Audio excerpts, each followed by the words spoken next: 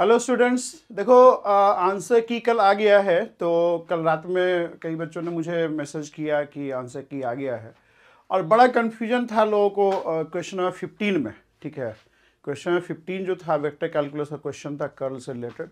उसमें बहुत सारे लोगों ने मैसेज भी मुझे किया कि सर क्या करें, इसमें आपने आंसर जो दिया है वो 0 था और की में जो आंसर आया वो 2 पाई है। तो रात में थोड़ा सा हम नींद में थे, हम सो गए थे। ठीक है, तो हमसे कि सुबह एक छोटा सा वीडियो बना लेंगे। ठीक है, देखिए क्वेश्चन नंबर 15 क्या था। और क्वेश्चन नंबर 15, हाँ ये रहा, ये था क्वेश्चन नंबर 15। ठीक है, इन the X Y plane the vector is given by F X Y equals to minus Y I cap plus X J cap upon X square plus Y square. The magnitude of flux of del cross F through a circular loop of radius 2 centered at origin. Centered at origin, इसका answer जो मैंने दिया था वो बताया था आपको कि 0 होगा आंसर। इसका आंसर 0 होगा। और जो की में आंसर आया है दैट इज 2 पाई। ठीक है, हमको पहले से ही पता था कि इसमें कुछ ना कुछ पंगा जरूर होगा। ठीक है, और देखो 2 पाई, पहले स्टेप बाय स्टेप बताते हैं आपको। पहले मैं बताता हूँ उनका 2 पाई कैसे आया है, how they have got 2 pi, how they have got 2 पाई, और फिर उस सॉल्यूशन में क्या फ्लॉ है वो भी मैं आपको बताता हूँ, फिर आप चैलेंज कर पाएंगे। ठीक है, देखिए flux of del cross F, अगर आप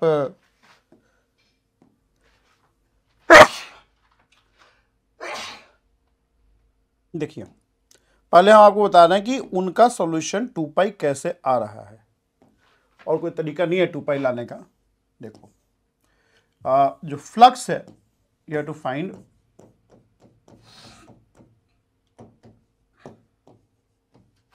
इन्होंने दिया है सर्कुलर लूप, फ्लक्स निकालना डेल क्रॉस एफ का through a circular loop of radius two center at origin. Center at origin, ये ऑरिजिन वाला है, नहीं तो फिर तो 0, मतलब अनडाउटेडली उनका भी 0 आता, लेकिन उनका कैसे आ रहा है, मतलब फ्लक्स क्यों उनका 2 पाई आ रहा है, कैसे वो 2 पाई लाया है, पहले उनका हम माइंड बताते हैं आपको। ठीक है, देखिए ये आपका सर्किल है, मान लो एक्स वाई प्लेन में सर्किल है, रेडियस 2 का, सेंटर एट ऑरिजिन। ठीक है, अब अगर कोई स्टोक्स थ्योरम लगा देगा इस पर, अगर कोई स्टोक्स थ्योरम लगा देगा, if I assume a surface, वो सरफेस ये भी हो सकता है, वो सरफेस आपका ये भी हो सकता है, कैसा भी सरफेस लीजिए। ठीक है, so if I take a surface which this circle C with radius 2 and center at origin encloses, then for this surface, S is the surface which is bounded by the curve C.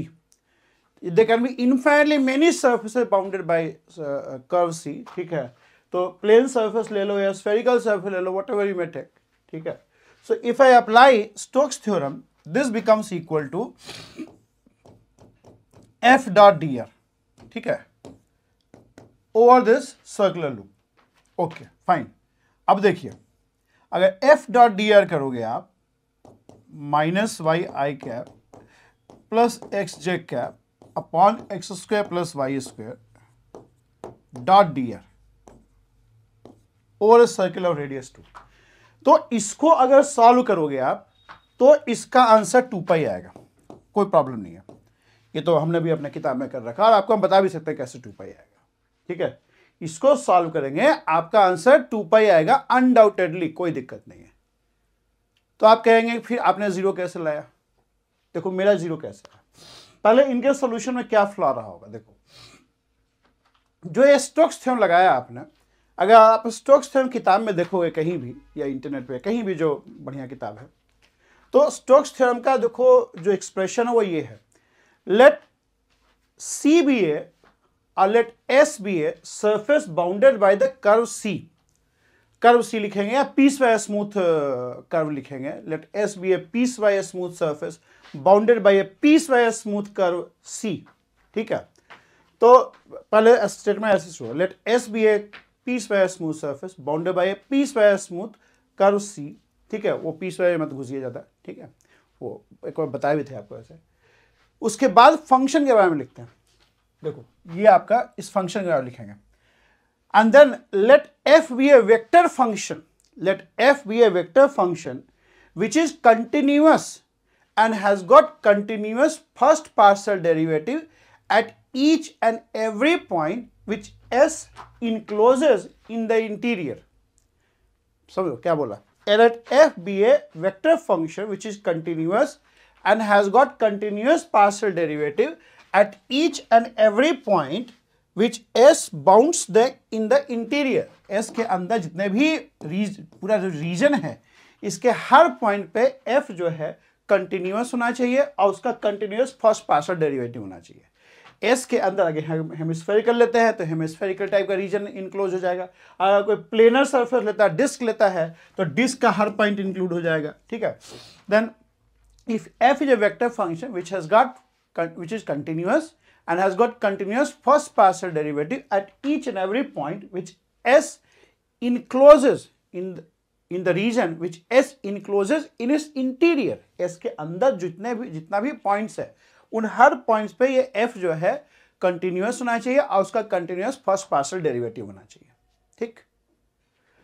अब अगर आप function f देखेंगे तो ये function एक हर जगह तो चलो हैप्पी है, कोई दिक्कत नहीं है, वेल बिहेव्ड है, बढ़िया है, behaving nicely, but it is blowing up at origin. Origin पे तो डिफाइन ही नहीं हो रहा ना फंक्शन आपका. ऑरिजिन पे it's blowing up, right. There is a hole in the domain of definition of this function. इस फंक्शन का जो डोमेन है जहां पे वो डिफाइन होता है, domain is the region in space where the function is defined, that domain has got a hole at the origin. वहां पे वो डिफाइंड ही नहीं है, फंक्शन ही नहीं डिफाइंड है. So how can it talk about continuity of that function? ठीक है, उस फंक्शन का कंटिन्यूटी के बारे में आप बात ही नहीं कर सकते ना. वो फंक्शन ही डिफाइन नहीं है, उसका डोमेन ऑफ डेफिनेशन में एक छेद है. ठीक है, ऑरिजिन पे वहां पे डिफाइन नहीं, वहां पे वो ब्लॉक कर रहा है. It's going like infinity, it's going to infinity, behaving erratically. ठीक है. So it's not continuous, of course it is not defined at origin. So there is no question of continuity and the continuity of first partial derivative. तो ऐसे case में ये जो Stokes theorem है ये apply नहीं होगा.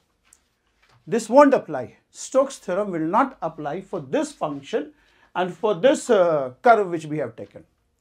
कर्व जो हमने लिया है, कर्व कंटेंस और कर्व जो है वो सेंटर एट ऑरिजिन है. ठीक है. तो कोई भी सरफेस लेंगे तो वो ऑरिजिन उसके इंटीरियर में आ जाएगा, ऑरिजिन उसके इंटीरियर में आ जाएगा. तो वैसे केस में ये फंक्शन इसके बराबर नहीं होगा. ठीक है. और इसको इवैल्यूएट करने के लिए स्टोक्स थ्योरम लगाने का जरूरत भी नहीं है. स्टोक्स थ्योरम लगेगा ही नहीं पहली बात तो. ठीक है. तो ये आपका 2π आएगा, ये ऑफ कोर्स 2π आएगा. लेकिन आपसे ये नहीं पूछा है. अगर ये पूछता फिर तो कोई दिक्कत ही नहीं था. क्वेश्चन तो यही होना चाहिए था कि बताओ लाइन इंटीग्रल क्या है. लाइन इंटीग्रल पूछ देता फिर तो अच्छा क्वेश्चन माना जाता. जैम में उसमें कई बार आता भी है. ठीक है.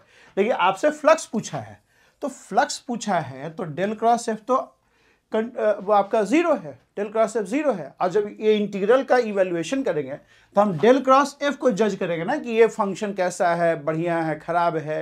ये फंक्शन जीरो है, and any function which equal to zero is a nice function. Zero function is the nicest function which we have seen, right. तो del cross F is zero and of course if you take any surface तो वहां पे इसके answer में कोई दिक्कत नहीं है. ठीक है. इसका आंसर, लेकिन ये इसके बराबर नहीं होगा. इसके बराबर करेंगे तब आपका 2π वाला चीज आएगा. ठीक है. तो इसका वैल्यू 2π नहीं है. इनफैक्ट जो इसका आप करोगे ना, ये इसका इवैल्यूएशन करोगे, ये बड़ा फेमस क्वेश्चन है, line integral of this function. तो line integral of this function को जब हम लोग इवैल्यूएट करते हैं ना तो इसको जीरो लेते ही हैं, बिना इसको जीरो लिए हुए तो इवैल्यूएट ही नहीं होता. जो ये 2π आता है ना, तो 2π लाने के क्रम में हम लोग इसको इवैल्यूएट कर. ये एक्चुअली क्या है कि जब फंक्शन 2 वेरिएबल का होता है ना तो ये कन्वर्ट हो जाता है इसमें. जब फंक्शन आपका 2 वेरिएबल का रहेगा तो ये इसमें कन्वर्ट हो जाता है. ठीक है. The Stokes theorem give way to Green's theorem. और जब हम लोग इसको इवैल्यूएट करते हैं, बड़ा फेमस क्वेश्चन है आपका, ये R is the region which is planar region. ठीक है. Region which plane region contained by this curve. तो जब हम लोग इसको इवैल्यूएट करते हैं ना, f dot D I equal to 2π, very very famous question. ठीक है. तो इसको इवैल्यूएट करते समय हम लोग इनफैक्ट इसका this is equal to zero इसका यूज करते हैं हम लोग. ये इट्स वेरी फेमस, आप इंटरनेट पे कहीं भी सर्च कीजिए. तो इसका तो हम लोग यूज करते हैं कि भाई ये जीरो है, ठीक है, इसको हम लोग एक्चुअली इसको थोड़ा सा ना इसको एक स्मॉल सर्कल साइलेंट सर्कल से कंटेन करते हैं और एक कर्व बनाते हैं इस टाइप का, ठीक है, जो यहाँ से चालू होता है, ऐसे घुसता है, ऐसे आता है, ऐसे आता है और ऐसे आता है, मतलब ये तरीका है। और उसमें हम लोग इसका यूज करते हैं कि दिस इज जीरो, राइट। तो ये इसका आंसर जीरो ही होगा, ठीक है। हाँ, मतलब ज़्यादा हम नहीं बोलेंगे किसी के बारे में, जिसने पेपर बनाया वो अच्छा है, लेकिन ये इसका आंसर जीरो होगा। आप इसको कंटेस्ट कर सकते हो ऑन दिस ग्राउंड कि you can not apply Stokes theorem for this function as this function is blowing up at origin, ठीक है, as this function is blowing up at origin. और एक दो था, बट ये दिस वाज मोर कंट्रोवर्शियल, ठीक है। एक तो जैकोबियन को उन्होंने पॉजिटिव करके लिख दिया है। जैकोबियन पॉजिटिव भी होता है, नेगेटिव भी होता है। उसका जब अप्लाई करते हैं ना लोग कोऑर्डिनेट ट्रांसफॉर्मेशन में, तो उसका मॉडुलस लेते हैं। जैकोबियन का सिर्फ कोऑर्डिनेट ट्रांसफॉर्मेशन में यूज नहीं है, और भी जगह यूज होता है। जैकोबियन ना दो फंक्शन का इंडिपेंडेंस और डिपेंडेंस चेक करने में भी यूज करते हैं। तो कोऑर्डिनेट ट्रांसफॉर्मेशन में उसका मॉडुलस ले लेते हैं। लेकिन आपने तो जैकोबियन पूछा है ना हमसे, बट चलो लिख दिया था Jacobian used for coordinate transformation, तो बोलना चाहिए ना कि भाई मॉडुलस बताओ।